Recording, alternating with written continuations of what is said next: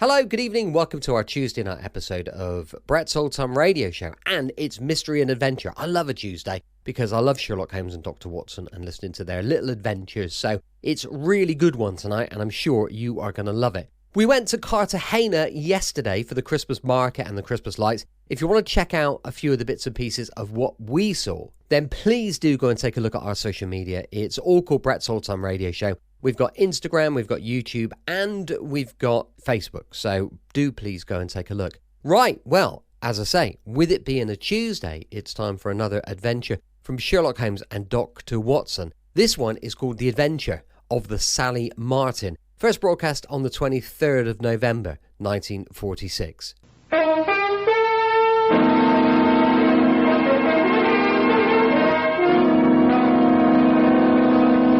Kreml Hair Tonic and Kreml Shampoo present the new adventures of Sherlock Holmes, starring Nigel Bruce as Dr. Watson and Tom Conway as Sherlock Holmes.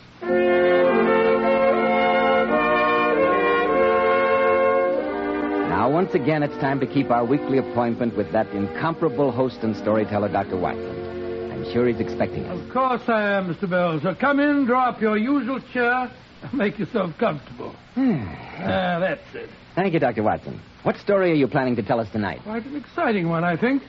The only relic I have of it is this rather mildewed piece of paper. I came across it just before you arrived as I was going over my notes on the case. Well, this doesn't look very exciting. It's a hotel bill, and all it says is board and lodging for 1 week, 28 shillings and sixpence. Then there's an extra item, 1 pint of ale not paid for, 5 pence. And yet that extra pint of ale was ordered at the very moment when Sherlock Holmes and I entered into one of the weirdest experiences we ever had. I call it The Adventure of the Sally Martin. Before you begin the story, Dr. Watson, do you mind if I... Have a word with our listeners? Of course not, Mr. Bell. Men, if you want a successful, prosperous appearance, don't give your hair that cheap, greasy, plastered-down look. Many products advertise that they don't leave the hair looking or feeling greasy. But let's make this test. Run your hand over your hair. Does your hair feel greasy or sticky? Now look at your hand. Is there a greasy film on it? If there is, then you certainly are not using Kreml Hair Tonic. Because Kreml positively never leaves the hair looking or feeling greasy, sticky, or dirty. Kreml contains a very special hair grooming ingredient found in no other hair tonic. It makes dry, unruly hair stay in place longer. Gives it such a nice, healthy-looking luster, too. When you use Kreml, you can run your hand over your hair and no grease comes off. Notice, too, how delightfully clean your hair feels. And just see if the ladies don't like that natural, well-groomed look which Kreml always gives. Try it, men. Kreml, Kreml Hair Tonic. Now, Dr. Watson, how about the adventure of the Sally Martin? Well, the story began many years ago in the tiny fishing village of Kingsgate on the Kentish coast. At my insistence, Sherlock Holmes had agreed to take a much-needed holiday, and we were staying for a few days at a small seaside inn known as the Silver Dolphin. The adventure began, I remember, on a foggy, bitterly cold evening. Holmes and I, after a hearty dinner, were seated in the public bar of the inn talking to a garrulous old sailor. Little did we think that even in that peaceful village, dark tragedy was stalking us. Tragedy that very soon was to be brought to our attention. Here you are, Albert. Another pint. Thank you kindly, sir. Here's your very good health, What gentlemen. an amazing capacity. That's the fifth. I can't think where he puts it. I see no mystery there, Watson. Go on with your story, Albert. You just reached the point where the shark had turned on you. Well, gentlemen, I ups on the rail and dives into that raging sea. Pulls out me knife. Oh, really? Where did you get the knife? I thought you said that you'd lost your clothes in the hurricane. Stripped to me middle I was. But I always kept a bowie knife stuck in me belt. Oh, really? How uncomfortable. Well, I see the white belly of the shark turning at me. I let him have it. A rip here, a slash there. Ooh, there was blood all over the place. Never saw such a mess. Storytelling's very dry work, gentlemen. I'll order you another pint, Albert. Thank you kindly, sir.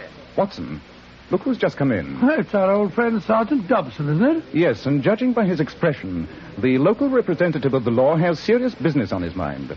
Good evening, Sergeant. Good evening, Mr. Holmes. Evening, Dr. Watson. How are you, Dobson? Can I have a word with you, private-like? Of course you can. Oh, I beg pardon, sir, but you did say something about buying me another pint. Don't worry, Albert. We'll have it sent over for you. Please give Albert another pint, Annie. Put it on my bill. Right you are, Mr. Holmes. Perhaps you wouldn't mind stepping into the private bar, gentlemen. Very well. Now, Sergeant, sit down and tell us what's on your mind. Murder, Mr. Holmes. Great Scott. Who? Where? Well, have you gentlemen noticed the fancy sailing boat that's been moored out in the cove this past week? Yes. I was informed that it was owned by George Byron, the Lancashire cotton manufacturer. That's correct, sir. The boat's named the Sally Martin. And right at this moment, Mr. Byron's lying there in his cabin with a knife in his ribs, deader than a boiled mackerel. Oh, gracious me.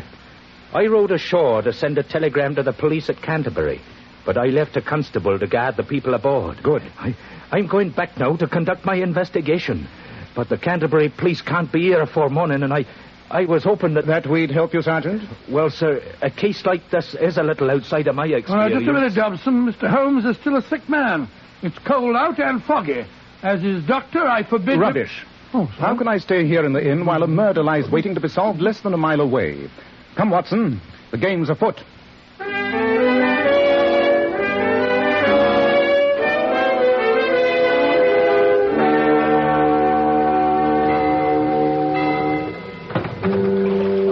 How much further is it, Sergeant? About a quarter of a mile, Well, sir. if we don't get there soon, I won't answer for the consequences. I'm a rotten sailor. Cheer up, Watson. In the meanwhile, Sergeant, suppose you give me as many facts as possible. How many people are aboard the Sally Martin? Well, there's 3 passengers, Mr. Holmes, and 2 in the crew. Well, let's have those passengers first. Well, there's Mrs. Byron, the dead man's wife.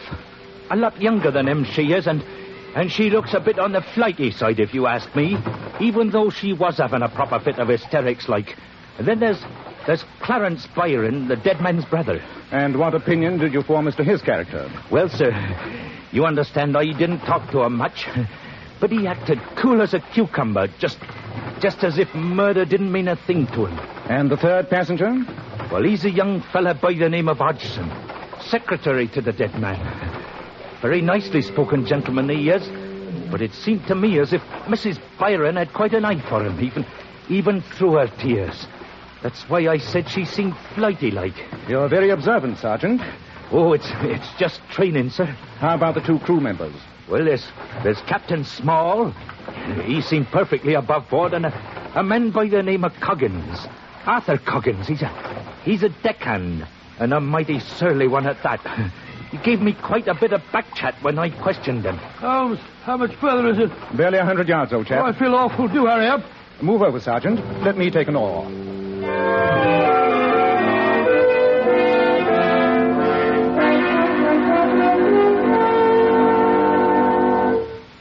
There's the murdered man, Mr. Holmes.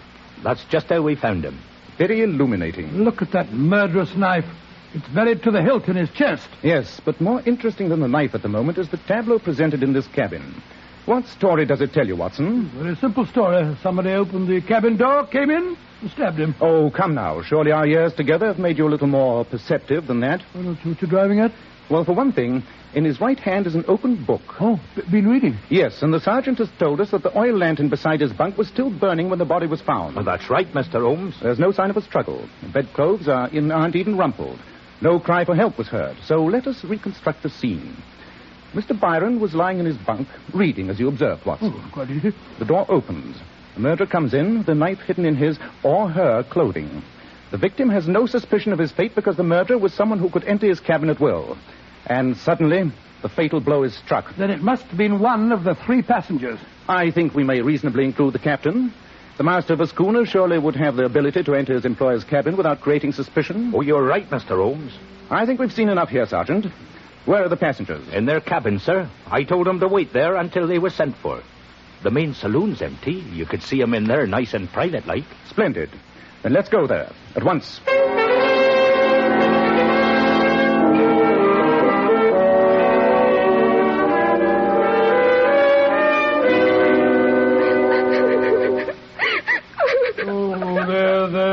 Mrs. Byron, my friend's only trying to help you. Oh, how can he help me? He can't bring poor George back to life again, can he? No, madam.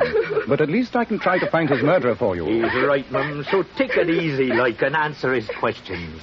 Very well. What do you want to know, Mr. Holmes? Can you suggest anyone who might have had the motive for murdering your husband? Oh, half a dozen men. George made a lot of money. He was a hard businessman. He had many enemies. But none of his business enemies had an opportunity of killing him tonight. His biggest enemy, though I never could make him believe it, is on this very boat now.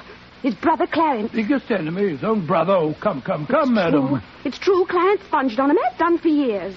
And ever since I married George, he's tried to be more friendly to me than a brother-in-law should be. Mm-hmm. Just because I was once in the theatre, he seems to think I didn't know how that lady behaves. You were in the theatre? I wonder if you knew a girl who was Daly's pretty little thing. Her name Watson, surely this is no time for your theatrical reminiscences. Oh, sorry. Mrs. Byron, are you familiar with the terms of your husband's will? Everything he has comes to me. Oh? Well, that's perfectly natural, isn't it? Perfectly. But in that case, your brother-in-law would hardly seem to profit from your husband's death. I don't know what you're suggesting, Mr. Sherlock Holmes. Do you think I stabbed him? I wouldn't have the strength. Mrs. Byron, I suggested nothing. But I'm interested to notice that you answer your questions as well as ask them. Well, I'm not staying here to answer any more questions, Mr. Holmes. I'm going back to my cabin. If you want me, that's where you'll find me. No, wait a minute, Mum. Let her go, Sergeant. And please ask Mr. Hodgson, the secretary, to come in here. Just as you say, sir. Well, upon my soul, she's a fine little thing, isn't she? Just attractive, too. What do you make of her, Holmes? It's hard to say. If one wished to deduce motive, it would be easy. Well, she must be 25 years younger than her husband. And the fortune coming to her, it is death, eh? Precisely. And despite her own statement, a woman would have the strength to stab an unsuspecting man to death. Here's Mr. Hodgson, sir. Thank you, Sergeant. Please sit down, Mr. Hodgson. Yes, Mr. Holmes. This is a shocking business. It is indeed, my boy. I'd like to ask you a few questions. Any questions you like. When did you last see your employer tonight? Shortly after dinner, Mr. Holmes. He was taking a turn round the deck. We chatted for a few minutes, and then I went to my cabin and retired. It was about 9:30 or 9:45. You heard no cry for help? No shout in the night? No, none. The first I knew of the tragedy was when the captain awakened me. Can you suggest who might have had a motive for his murder? Mr. Holmes, that's a little hard to answer. Come now, Mr. Hodgson. Don't hold anything back. You'll have to talk in a court of law, you know. Yes, I suppose so. Well, gentlemen, in my capacity as secretary, I did know that my employer's brother, Clarence, has been borrowing heavily. Only yesterday morning I was compelled to draw my employer's attention to an irregularity in the monthly bank statement. A £500 check had been drawn.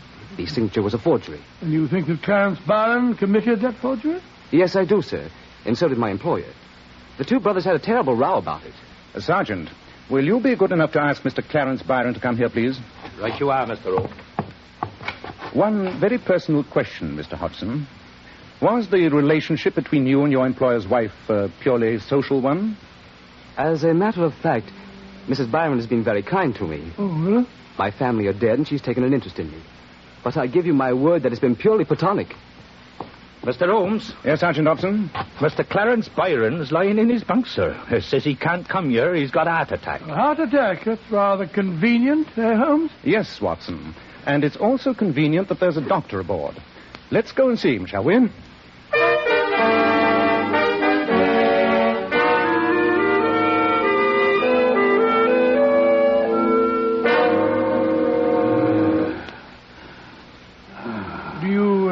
Feel any better, Mr. Byron? Yes. Yes, I do, Doctor. That injection you gave me helped. It was digitalis, I suppose. No, it wasn't. Holmes' heart's perfectly sound. He was simulating an attack. So I gathered. Since an injection of plain water apparently gave him immediate relief. Plain water? Yes, your heartbeat was full and regular, and your color normal. So I decided to try an experiment. And a very successful one. Why did you pretend to have a heart attack, Mr. Byron? I wasn't pretending. I do have a bad heart. That I don't doubt. Only a bad heart could prompt you to swindle your brother and then murder him. I didn't murder him. Though, I can tell you who did. Oh? You're very eager to shift suspicion, Mr. Byron. Who, in your opinion, murdered your brother? It's that deckhand, Arthur Coggins. Only a few days ago he threatened my brother's life. You heard him make the threat? Yes, I did. It was his second day aboard. It was early in the morning, and I was strolling on deck when I came on this man Coggins, who was standing by the mainmast, practicing throwing a knife.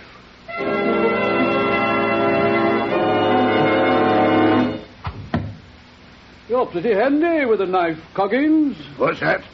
I said you're pretty handy with a knife. Yes. I know how to use a knife. You think you're going to like being on this ship? No. Not if I don't get treated like a human being. Just yesterday, the owner yells out to me, "Here, you, whatever your name is, treating me like dirt, whatever your name is. Can't he find out my name? I'm as good as he is." One of these dark nights, he'll get what's coming to him.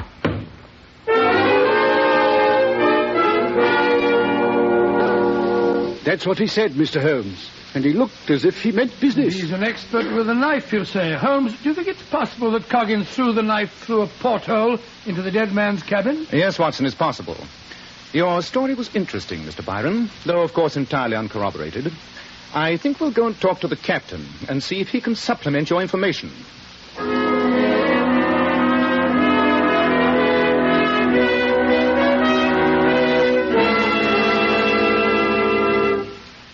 Well, Mr. Holmes, I can't answer for the passengers. That's no business of mine. I appreciate that, Captain Small, but you'll answer for your crew, no doubt. That I will, sir. And this man Coggins is a no good if ever I saw one. Insubordinate, surly, always talking about how he's as good and better than those who employ him. And why did you engage him, Captain? I didn't, sir. That was arranged by my employer, Mr. George Barron. If I had my way, Coggins would have gone back ashore the first day he stepped aboard. Where are his... Great Scott. Was that a revolver shot? Well, it sounded like it. And it came from the forecastle. Mr. Holmes! Mr. Holmes! This way, Sergeant. Good heavens. Why, it's Coggins. With a smoking revolver in his right hand. He's committed suicide. Yes. Very convincing, isn't it? His head is sprawled on a piece of foolscap. A confession note, no doubt. Yes, it is. Look at this. I killed him, and with my record, I knew you'd catch me, so I took the quick way out. Case is solved, Holmes. On the contrary, Watson, it's becoming more involved. If you look closely, you will realize that we now have 2 murders to solve instead of 1. And somewhere on this boat, a murderer is still at large, and may strike a 3rd time.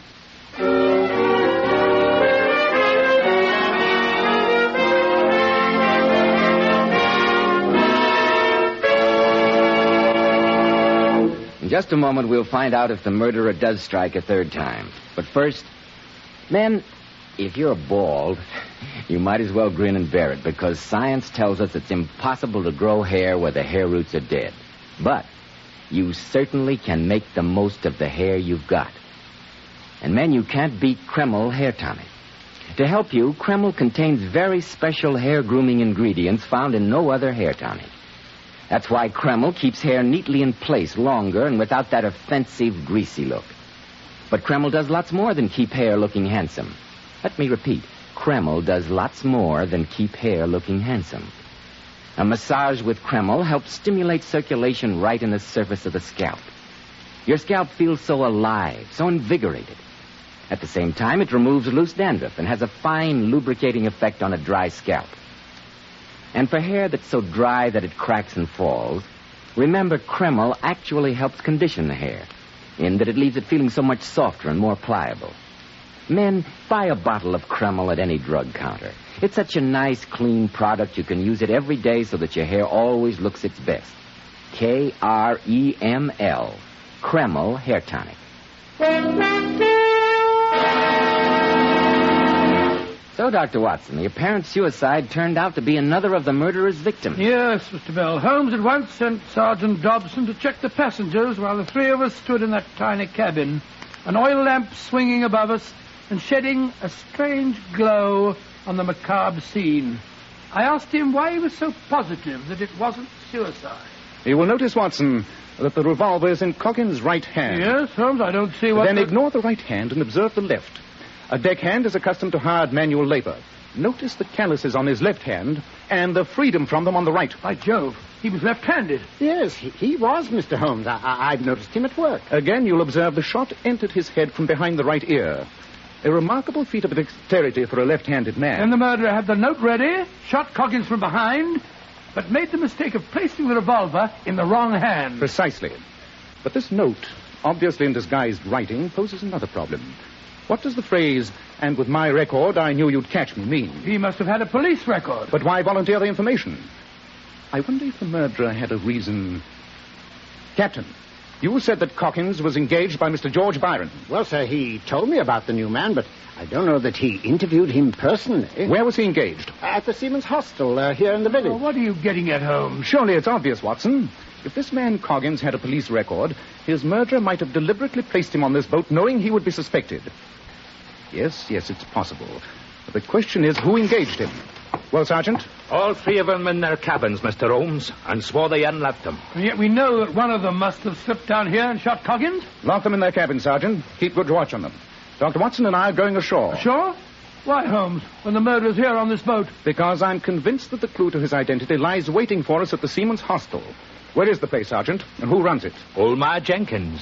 It's the house just next to the Red Lion on the quayside. Splendid. Watson, we're taking this note and rowing ashore. Another trip in that filthy rowing boat? Must we, Holmes?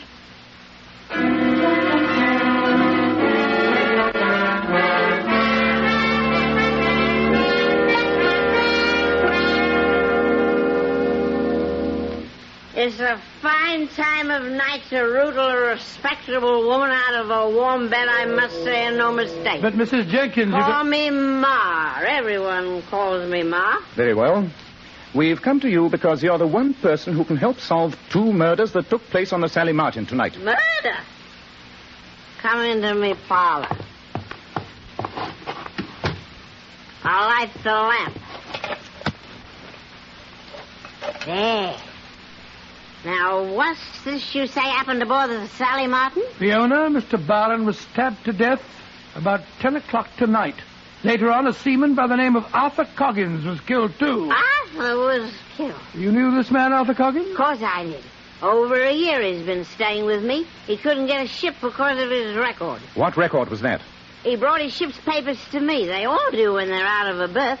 The last ship he was on 2 years ago it was, he got mixed up in a knife fight. Oh, did he? Alaska was killed and Arthur arrested. They couldn't prove he was guilty, but he hasn't had a berth since because it was written in his papers. That fits into your theory, Holmes. The murderer engaged him deliberately, knowing his record. Exactly. Mrs. Ma. That's me. Do you recall the name of the man who interviewed Coggins? No. The man who engaged him for the Sally Martin? No. But it's here in me book. It's the last entry I made. Here it is. Clarence Byron. The brother. There's our man, Holmes. Could you describe the appearance of Mr. Byron, Ma? No, I can't say I remember much about him. He was all muffled up. He was a nice-spoken gentleman, though. You can recall no clue to his identity? It's worth a sovereign to you if you can. A sovereign? Well, let me think. Yes, there's one thing I do remember. He had a gold signet ring on his right hand. Splendid, Ma. Watson, the case is solved. Of course it is. Clarence is the man. May I congratulate you on your powers of observation, Watson. Ma, here are 2 sovereigns for you. 2? But you The said... extra one is for the privilege of borrowing this registry book of yours for a few hours. No. I'm taking it back to the Sally Martin with us so that we may compare the handwriting in it with that of a murderer.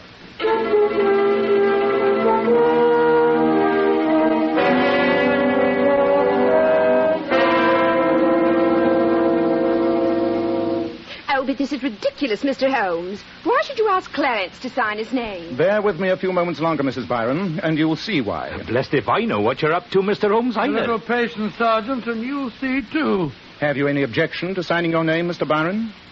I suppose not, though I'm just as confused as the rest of them. There. Thank you.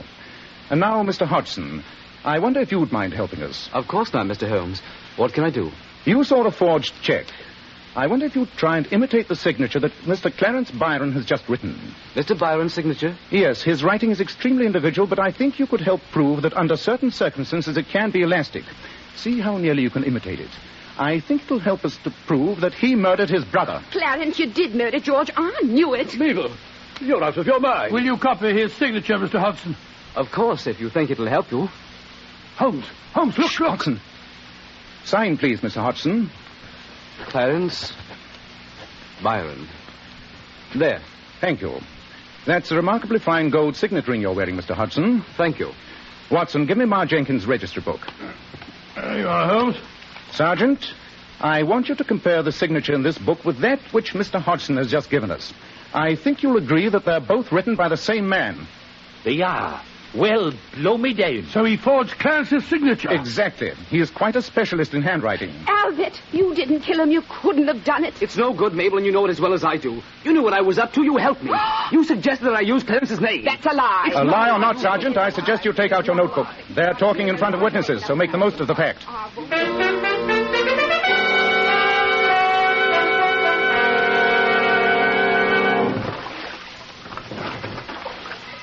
The sun's coming up, Watson. Yes, the sea's calmer, Higgins. A very satisfactory start to a new day. The confessed murderer and his accomplice, both of them safely in the care of the police. Yes, I was convinced, until we found him murdered, that Coggins, the deckhand, was the guilty party. Exactly what you were meant to think. I thought that, as he was an expert knife thrower, he could have thrown one through a porthole into the dead man's cabin. No, Watson.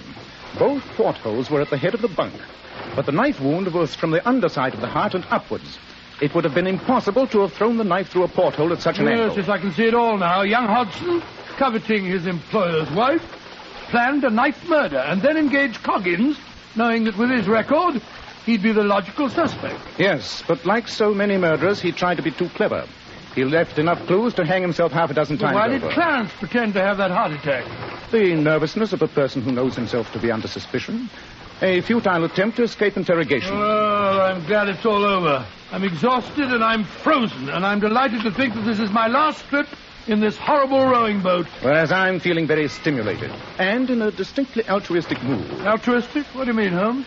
If you'll observe the flurry of excitement at the quayside, the figures in blue serge that are at this moment embarking in boats, you'll realize that the police from Canterbury have just arrived. I still don't see how altruism comes into the picture. I intend to claim no credit in the solution of this crime. And in consequence, I see little reason why our old friend Sergeant Dobson should not very soon be known as Inspector Dobson.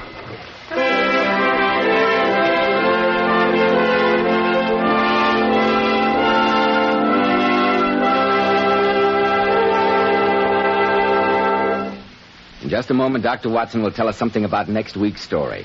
But first, girls, if you want to really make a hit with the boyfriend, here's a beauty tip right out from here in Hollywood, and one which lovely Powers models were among the first to discover. Give your hair a 10-minute glamour bath with Kreml shampoo. This amazingly beautifying shampoo has been especially developed so that it actually brings out all the brilliant, natural luster of each tiny strand of hair. Kreml shampoo leaves the hair fairly teeming with highlights. And don't forget, Kreml shampoo is wonderful for the entire family. And yes, even in the hardest water, it whips up gobs of rich, luxurious foam, which penetrates right to the scalp and removes all loose dandruff as well as the dirt. So, ladies, buy the large family size of Kreml shampoo. Kreml. Kreml shampoo, the largest selling shampoo with an oil base. Welcome back. Hope you enjoyed our latest adventure with Sherlock Holmes and Dr. Watson. And don't forget, tomorrow it's the turn of Rocky Jordan with an episode called The Man from Damascus. First broadcast on the 20th of August, 1950. And we do love a little bit of Rocky Jordan. We're kind of getting close to the end of that series, though. So we might be moving on to something else soon. Look, have a great evening. And don't forget, I'm here 7 days a week, each and every week. And I'll see you tomorrow on Brett's Old Time Radio Show. Love you. Bye.